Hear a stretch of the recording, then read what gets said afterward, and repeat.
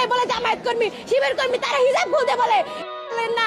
আপনি আমার বাসায় এসে দাঁড়ালেন না, আমি আশা করছিলাম আপনি দাঁড়াইবেন, অন্তত আপনি দাঁড়াইবেন, কিন্তু আপনি দাঁড়ালেন না। দাঁড়ান নাই, ঠিক আছে, কিন্তু জগন্নাথ বিশ্ববিদ্যালয়ের শিক্ষার্থীরা, এই অছাত্র কুছাত্রদের ভবিষ্যতে আপনারা আপনার প্রতিহত করবেন না। আজকে ব্যালট বিপ্লবের মাধ্যমে এদের এই অছাত্র কুছাত্রদের আমাদের ক্যাম্পাসের থেকে বিতাড়িত করবেন। তারা নারী শিক্ষার্থীদের নিরাপত্তা দিতে না, মুখে বলে দেয় যে আমরা নারী শিক্ষার্থীদের নিরাপত্তায় বিশ্বাসী, কিন্তু কাজের বেলা ঠন্ডা ঠন। তারা নারী শিক্ষার্থী হিজাব করলে বলে জামায়াত কর্মী, শিবির কর্মী, তারা হিজাব খুলতে বলে। এই ধরনের কার্যক্রম ভবিষ্যতে বাংলাদেশে যারাই করবে তাদের আমি রুখে দিব। আর আমি আজকে হিজাব পরিস্থিতি থেকে আমাকে জামায়াত শিবির বলবেন, এত ট্যাগিং দিয়ে না। আমি হিজাব যখন পড়তাম না তখন তো কেউ বলেন নাই তুমি ওই কর্মী সেই কর্মী। আমি হিজাব পরে দেখে যদি আপনারা জামায়াত কর্মী বলেন, শিবির কর্মী বলেন, এই ট্যাগিং বাংলাদেশের কেউ খায় না, কেউ খায় না। আপনারা ভবিষ্যতে অপ্রাসঙ্গিক হয়ে যাবেন, অপ্রাসঙ্গিক মনে রাখেন। নারায়ে তাকবীর, আল্লাহু আকবার।